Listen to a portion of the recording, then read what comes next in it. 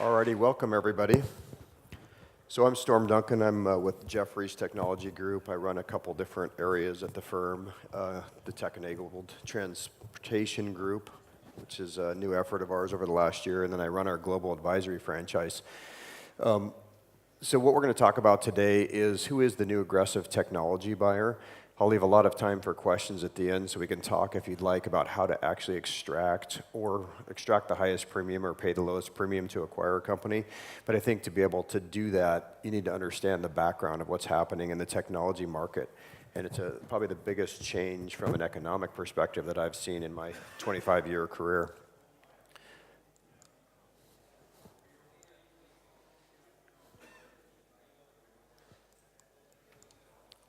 Not sure this is working. Oh, there we go.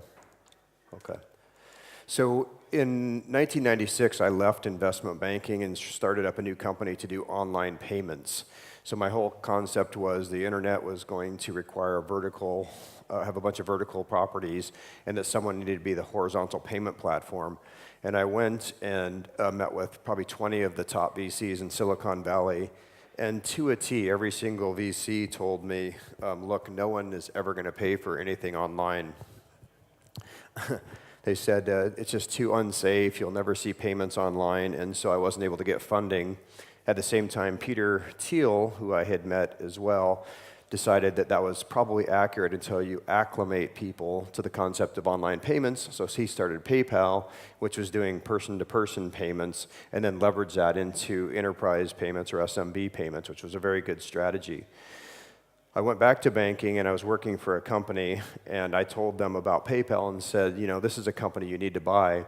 So he went and did a bunch of diligence on it, and we put in a proposal to buy it. I think we started off at like $400 million. Peter started off at $1 billion, and we closed the gap over a 1-month negotiation period to where we got to a bid-ask spread of $665 million versus $645 million. And so I went to the CEO and I said, wow, this is great. I can't believe we've been able to close the gap and get this company. I think it's amazing. And he said, no, I'm done. And I said, well, what do you mean you're done? He's like, look, let me teach you something about M&A. He's like, before you start a deal, you have to look at it and say, what's my maximum price? What am I going to pay? Because otherwise you get what's known as deal heat, and you end up overpaying because you're in the moment, you're like, what's another 20 million? And he said, I'm done. And I looked at him and I said, look, I've been doing this for about 10 years now, and I've never seen in my 10-year career a company that I think is going to displace an entire industry, potentially. And this is that once-in-a-lifetime opportunity, so I don't think you can look at it the same way. I think you need to close that $20 million spread and buy it. And he said, no, you'll see. He's like, this is not that once-in-a-lifetime company. $20 million is important, and he walked away from the deal. Well, obviously, PayPal is a publicly traded company now for $65 billion. And my nickname with that CEO, who's a very well-known CEO now, is Mr. PayPal. Then, about 5 years later, I was representing another company, which I'll talk about in a second, and I brought them this idea. I said, there's this new company out there. It's amazing, super high growth. I think you have to take a look at it. And they went and did some research, found out about it, and they went and talked to him, and eventually decided to make a bid. And actually, the first bid wasn't 650. I think we came in at 400. The other guys were, a little bit above $1 billion for their counter bid.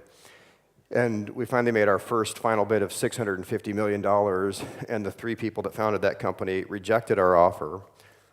And so I went back to actually it wasn't the CEO at that time, but there was a triumvirate of people running this company. I said, look, 5 years ago, I thought this was a once-in-a-lifetime opportunity when we tried to buy for this company, PayPal, and we got into this $20 million bid-ask spread. And I realized they're at $1 billion now. We're at $650 million. But, and so it's a little bit bigger than $20 million gap, but I think this is actually, ironically, a second-in-a-lifetime opportunity. I can't believe this is happening. So I told them to call the other CEO, talk to them about this, how that all went down, which they did, and spoke to him. And they came back and said, yeah, we're supposed to proceed, and went back to the 3 people that founded this company, offered them $1 billion, I think at the time.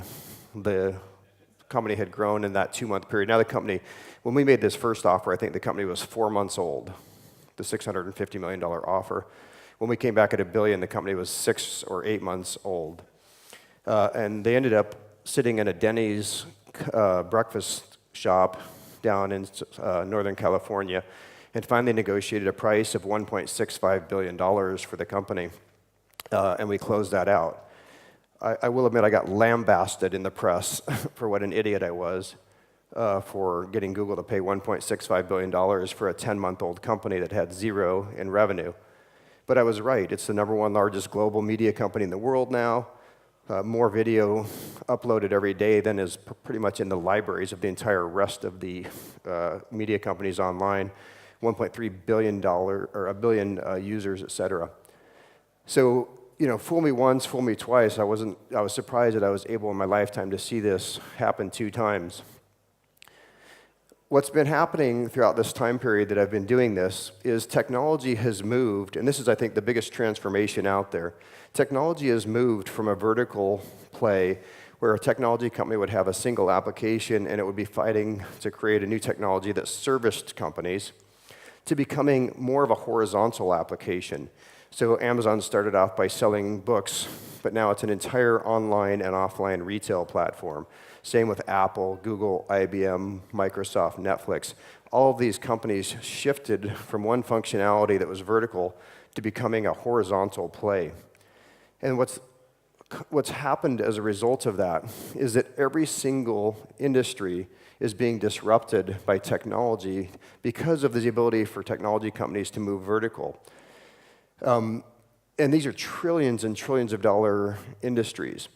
Another way to think about this is not just that technology companies have moved from vertical plays to horizontal plays, a la the large companies, but even the smaller technology companies that have been niche focused are attacking each of these individual industries on the playing ground in which they play. Like automotive is a good example of that, with Tesla, Waymo, which is a potential spin out of Google, et cetera, attacking an entire industry with technology. So what we're telling our clients in each of these industries is, you're no longer a healthcare company or a retail company. You are now a technology company, and you have to reorient your thinking around being a technology company. Otherwise, technology companies will displace you. So we've told each of our industry groups that we work with and each of our CEOs that that's the new mindset you have to think of yourself as and have to adapt yourself to. The companies that are able to successfully do this in the technology world have been dramatically rewarded by private investors.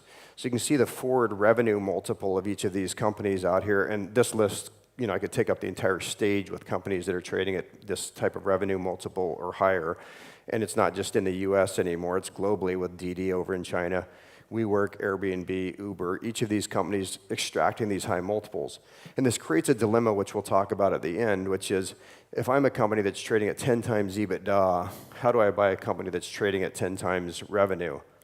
And that's going to be an interesting concept for each of these two sectors, the non-technology sector that we think used to be a vertical and is now being disrupted by this horizontal play, as well as these companies.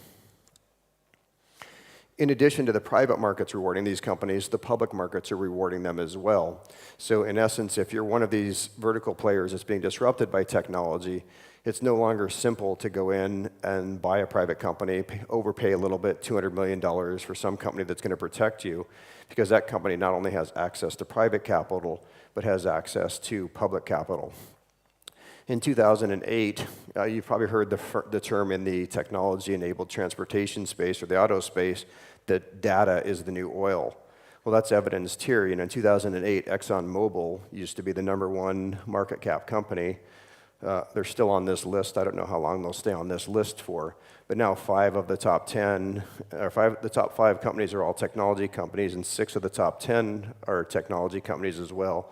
I only anticipate that going up for a while until some of these companies all realize that they also are technology companies. And then there'll be a massive shift of this again, and we can talk about what this will look like in 10 years in a second. And part of the reason for this is the disruption, but part of it is growth. I think a good analogy for this whole example is Tesla and GM. So if you look at what Tesla is doing, in terms of production of cars. They produce 76,000 cars versus GM's 10 million cars. But Tesla has a market capitalization higher than GM's of $61 billion versus $52 billion. So there's a couple different things going on here. From a public markets perspective, they're looking at completely new disruptive business models that are coming in.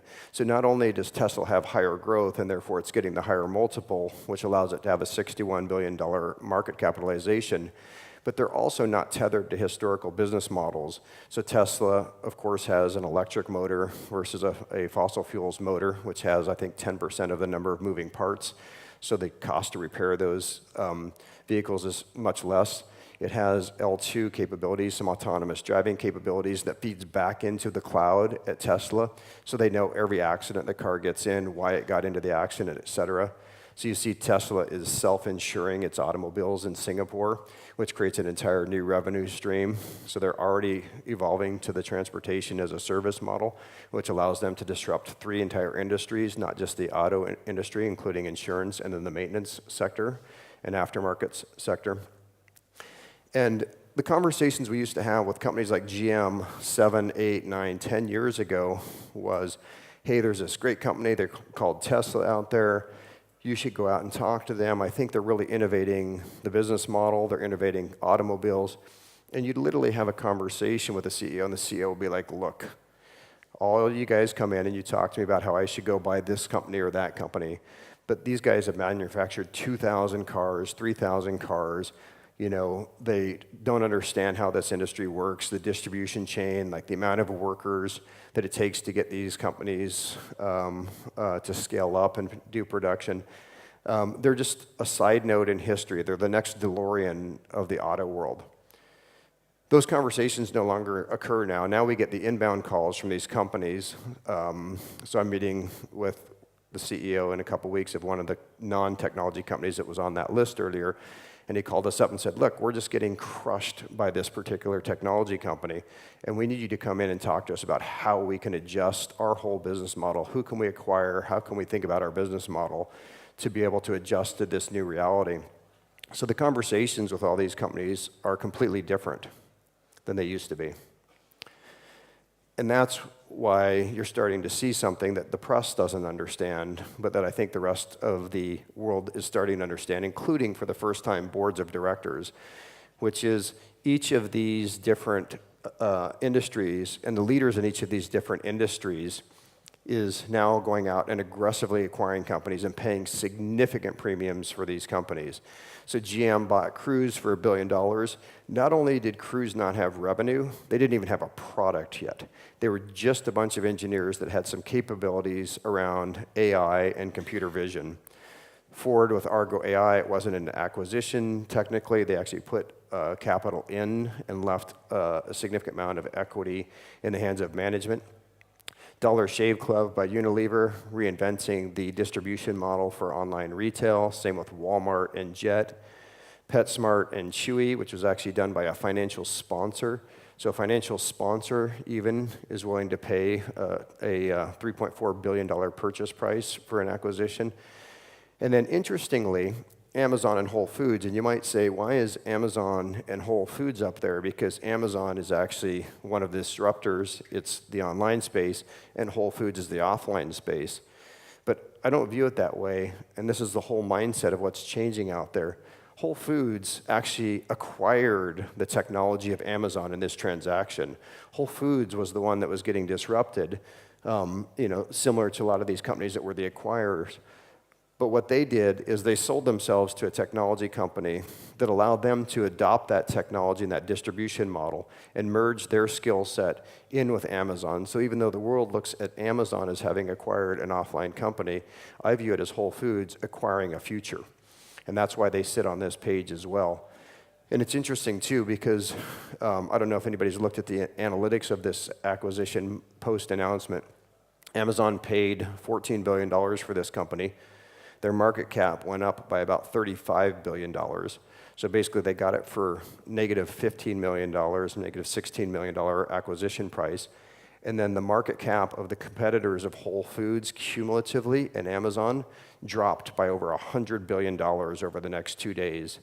So this acquisition by Whole Foods of a future caused all of their competitors to be in a dramatically weaker position. So that's another lesson to be learned from this too, which is, and I think GM Cruise is a good example of that as well, because you saw the Ford management team get replaced recently, is to the extent that someone gets acquired and it creates a disrupting force for an old line and a new old school and a new school technology coming together, it dramatically and adversely impacts the competition as well. So that's why you're starting to see massive purchase prices that when, similar to when I announced the YouTube deal for Google, gets a lot of bad press about like, oh, GM, Mary is crazy, she's paying $1 billion for a company, et cetera. It doesn't really make sense to the press, but to the rest of the world and the boards and CEOs of these companies that have been displaced, it completely makes sense. They're facing a very simple question at the board and the management team level, right? And I can't remember the name of the movie, but there was the president of the United States had his advisors, and they were deciding whether to invade some other country. And the president said, you know, look, I just don't know. This is a big decision. Can we afford to do this? And his advisor said, I think that's the wrong question. The question is, can we afford not to do this? And I think that's what all of these companies are figuring out now, which is, I don't want to pay $2 or $3 or $4 billion for a company that doesn't have a product yet or doesn't have revenue yet. If it does have a product, or if it has revenues, it's negative gross profit because they're funding their growth. But at the same time, the entire existence of your company is online, or is under attack by the people that are going online. So it's overpaying or potentially risking the entire future of your company is the decision that's being made for these people. And I will admit, there's probably a little bit of psychology to that, where the CEO might be more worried about their job than actually the future of the company, which is not an unusual psychology. But regardless, it leads to the same outcome: overpay or threaten the existence of your job or your entire company. And that's why, for the first time last year, you saw that the new acquirers of tech companies are different than who they've been for the last 20 years. For the first time ever in history, non-tech companies, old school companies, bought more technology companies than the technology companies themselves did. And this is that thesis that I started off with, which is technology companies are no longer a vertical play along doing software to help you with CRM or software to help you with your human resources problem. It's shifted up to become a vertical or a horizontal play across all sectors. And that's why non-tech players are such aggressive acquirers out there now. We only expect this to continue, that technology companies are just going to be created and be acquired by non-tech companies. So 10 years from now, I don't even think there'll be a concept of a tech company buying a tech company other than to consolidate power or acquire some new code. Almost every tech company is going to be created for the purpose of being acquired by a non-tech company, or I guess in my thesis, everybody's a technology company now, so so technically it would be 100% technology acquirers. I'll come to that next slide in a second. This is the new reality out there, and the reason this is so important is because it's a prologue for the future on who the buyers are and how they're thinking about it. So what we're seeing out here, and I'll go back to this slide, is that there's a couple things driving acquisitions for the new acquirer. It's basically either greed or fear are driving these acquirers. So in the example of GM Cruise, Walmart Jet, Ford, Argo AI, it's a fear that their corporate existence is in jeopardy. And so to the extent that, I'm not sure how many startup companies are in the room versus acquirers, but to the extent that you understand the psychology of your buyer, and this is an opportunity-based acquisition, a fear-based acquisition. Dollar Shave Club and Unilever was an opportunity-based acquisition. So a greed-based acquisition. Can we expand our customer set and get a direct, personalized connection with the consumer? To the extent you can understand the acquirer's mindset and how fearful they are of their own existence, kind of similar to playing poker. Don't play your own hand, play your acquirer's hand. That's how you're going to get the abnormal premiums when you're selling your company. Or likewise, if you represent a large company trying to acquire a small company, realize that the fear and psychology or mindset of your board, your CEO might be driving a purchase price higher than you want to pay. And if the other side realizes that you're going to end up overpaying for the acquisition. So these are probably the two biggest changes in terms of the psychology of buyers out there that's causing these abnormal prices. So I think what I'll do is open it up for questions. I'm going to put this up here, a little bit of an advertisement, but it goes a little bit to the same mindset. So this is, all the investment banks out there in the technology land and the premiums that they extract when they're selling companies. Obviously, I probably wouldn't put it up if we weren't extracting the highest premiums for our clients. But the point is this, which is, if you don't understand the mindset of the buyers and this fear and greed, and if you're not able to tap into it, you're not going to get the highest premiums from the acquirers. And I think that's why understanding the psychology of what's happening out there is so important for extracting the highest premiums. And so I think you have to really find a partner that understands that. You have to find an acquirer that understands that and really take advantage of that. So with that, I'm going to open it up to questions.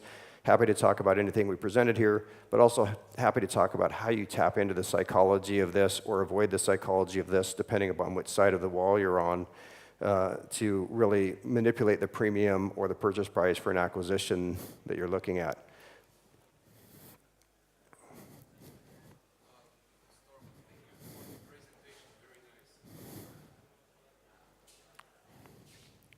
Thank you for the presentation, really nice. I'm a partner at the venture firm, international venture firm. We are investing into the consumer-focused e-commerce businesses.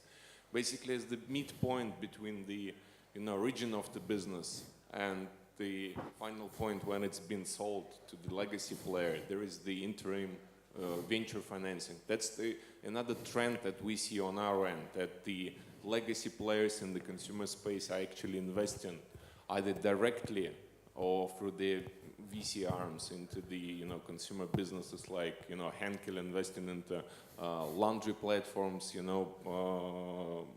transportation brands investing into the taxi businesses. Recently Unilever or whatever the US company invested into Freshly. It was like 70 million round. So can you just what trends you see in this sort of interim space, the corporates investing into the new businesses, not just acquiring them? Yeah, absolutely. Nestle, I think, was the Freshly partner, right? Not Unilever. And I think that's right, because a good friend of mine runs strategy for Nestle, and he was out in San Francisco February. So just after Valentine's Day, I went and had coffee with him, and I said, look, I see this big change coming on in your space where there's a whole bunch of companies that are being created that are direct to consumer and they're selling product, right? And a lot of them are called meal kit companies, and there's a few others out there. But the way I look at it is they're creating these platforms, they're delivering a meal kit to a consumer, which is kind of half of their grocery budget every week. But it's a very small step to be selling someone a meal kit that's half their grocery budget to say, hey, can I just throw in some deodorant and some paper towels with that order because it's coming to you anyway, and then you don't ever have to go to the grocery store anymore. And I said, the reason that's important to Nestle in my mind is for two reasons. One of which is there's a debranding effect going on with Amazon.com. So if you're on Amazon now and you're buying something, Amazon's really trying to devalue the brand and become the brand itself. So it's like, oh, these paper towels are highly rated. We have our own Amazon Choice brand that doesn't have any brand, and we're selling this directly. So they're devaluing the brand, and they're able to do that because they have a lot of data around the consumer, direct to consumer. So the impact of that is you had this channel before at grocery stores where you're trying to convince people on the shelf to buy your product through brand, but now Amazon has so much power that they have that relationship with the consumer, and they're devaluing your brand and taking it over. So my perspective is you need to have a direct connection to the consumer. And he told me, he's like, look, we would never, ever do something in that space. It makes absolutely, this was February, makes absolutely no sense for us, right? And then 3 days ago, I just sent him an email. I'm like, are you kidding me? I was like, it's not even 2 years later that you came to that conclusion. So things are changing rapidly out there for all these people. So the answer I'm going to give you, the point of, is this can change dramatically and quickly. Corporate venture capital has a couple different strategies. Some of it's just for IP. When I say IP, just intelligence. Some of it is to ground themselves for a future, and some of it's for returns. So when we go out and meet with corporate VCs, there's a whole host of them that are literally investing purely for economics. So BMW I Ventures is a good example. The CEO told the BMW I Ventures team, he's like, look, I would like you guys to try to keep your pulse on the, finger on the pulse of things that are going on out there, make some acquisition or some investments that we'll eventually acquire. We're happy to give them some intelligence. But at the end of the day, I want you to get returns from your venture fund. And then you have other, Google Ventures is another great example of that. Like everyone's always like, I want Google Ventures to invest because they'll eventually acquire me. Zero interaction between the two. It's a completely separate, it might as well be Sequoia investing in you versus Google Ventures. And then there's the strategic corporate venture capital firms that are totally investing with the intention of eventually acquiring the company. Salesforce Ventures is a good example of that. Like the whole intention there is get you integrated onto the Force.com platform, invest some money in you, and then eventually see how it works out and acquire you. So I think you have to parse the corporate venture firms down that way. And so when someone makes an investment, you have to look at that investment and say, oh, if they're just doing this for returns, it's not really a threat to anyone, or it's not really a flashlight into the future of whether they're going to acquire them, or is it a flashlight into the future, like in the case of Salesforce.com. So I think they're all completely unique, and they follow those three different strategies, and I think that's kind of the big thing that's going on out there. And then the other one is just intelligence, right? Investing in them just to be able to have insight on what's happening out there. And that's the third kind of form of venture for corporations.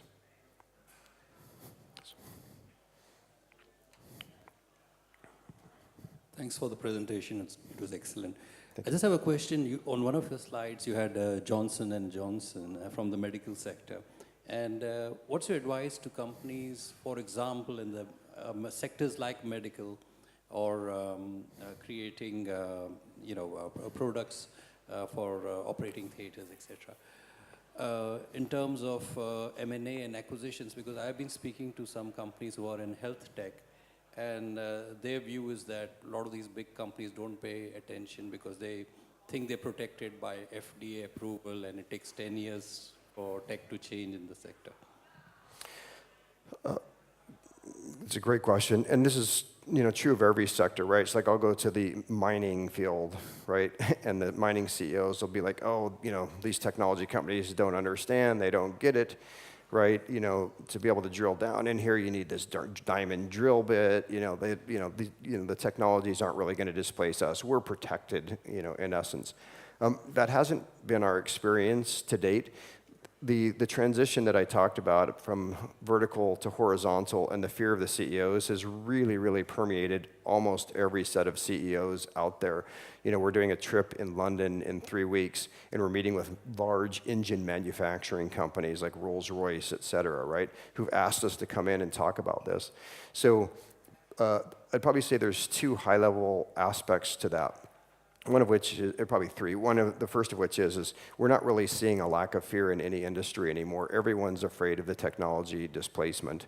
Then the question is how do they view that technology displacement as impacting them, right?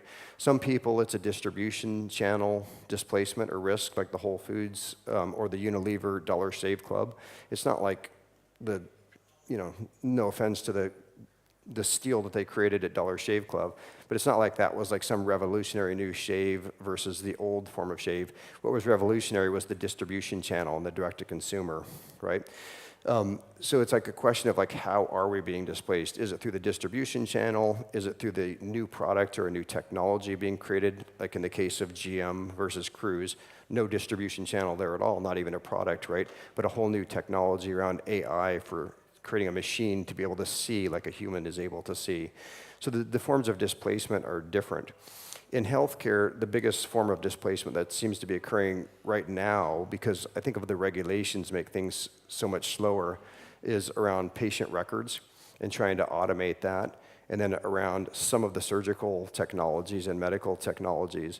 So I would probably say that the technology companies that you're talking about that are fearful that these big guys aren't going to pay attention to them, That's probably true from a regulatory perspective, and they still think they have these great regulatory capabilities of getting things through each of the different phases, in essence, and that is true. It's very difficult for a biotech company or a med tech company after the early phases to afford all of the clinical trials and things like that. So there is a partnership there, and there is a power that the larger companies have. But if you look at the pharmaceutical companies, the number of new compounds that they've discovered and invented versus they've acquired, it's completely changed. 20 years ago, pharmaceutical companies used to invent all of the new compounds and had control over it. Now, I think if you probably, I don't have the statistics, it's been a while since I've looked at this, but if you go look at all the new compounds by pharma companies, they're almost all invented by startups, like way over half their pipeline and their revenue from products that they've had over the last 10 years has come from technology startups, biotech startups.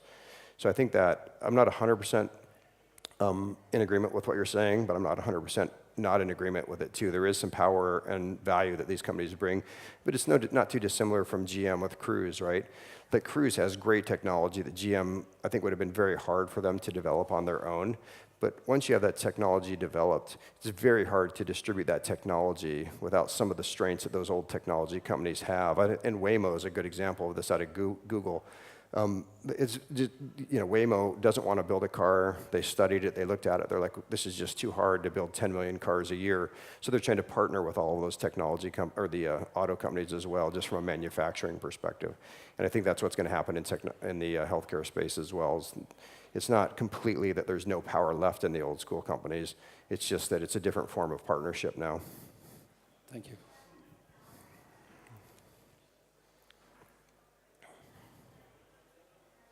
Any other questions?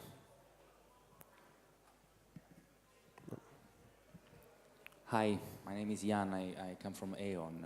It's an energy company. I was very puzzled by the greedy versus fear acquisition type. I wanted to understand, in your view, when it's a fear kind of acquisition, it means probably that this company is not really able to do something, and there is this fear, so they try to buy something.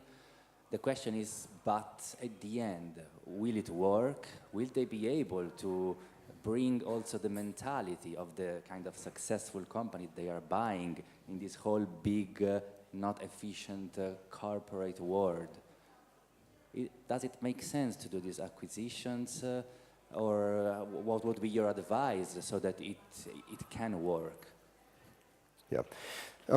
That's another thing. That's a great question, actually. That's another thing that's dramatically changed in the space over the last 10 or 15 years. In the old days, when a non-technology company would acquire a technology company, they would try to integrate it into their operations and make it a core part of what they're doing. And after the 2-year cliff on the vesting of the equity for the founders of the company and the key early employees that created it would happen, they would say, I'm out of here. I just cannot deal with these people that have never iterated as fast as we need to iterate, who think the way that they're doing it is the right way to do it. And so it's like a flame, you're putting a flame in a room with no oxygen, it eventually dies. And that was what was happening. I think the corporate acquirers have gotten a lot more sophisticated about that. And so almost every acquisition you see now is run separately. And some of them, even the Ford Argo AI, they didn't even acquire the whole company. They basically bought I can't remember what the percentage was, like 60% of the company. So they own it, they control it, they consolidate it. From a financial perspective, they're putting all of the Argo artificial intelligence, Argo.ai intelligence, into the Ford platform as a customer, but it's being kept as a separate entity that's not even wholly owned. So, and that's a structural decision to keep management incented. Tinder is another example, was bought by Match.com, which is an online company, but a desktop, so an old school company. They created an artificial equity structure, and Tinder is completely run separately, originally by Sean Rad and Justin Mateen, but Sean Rad primarily now. And they have a separate equity program. So it's like self-contained unit, managed by the same team, no corporate influence whatsoever, very little integration unless it's a customer level integration. So it's like, we own you, but if we're going to integrate you into our technology, treat us as a customer, not as your owner or acquirer. and manage yourself separately, and we'll even create a separate incentive structure. And that seems to be the current modus operandi for these type of acquisitions, and it is what's making them successful. So if you look at all these ones that seem to have been a success, Jet.com, Mark Lohr basically runs Walmart.com. It's literally a separate company, which ironically could be one of the challenges for Walmart.com versus Walmart. But that's what seems to be succeeding right now. And I think the primary thing is just the DNA. It's very hard to merge two different DNAs, It's like a dog and a cat can't have a baby, right? And I think that's kind of the mindset right now.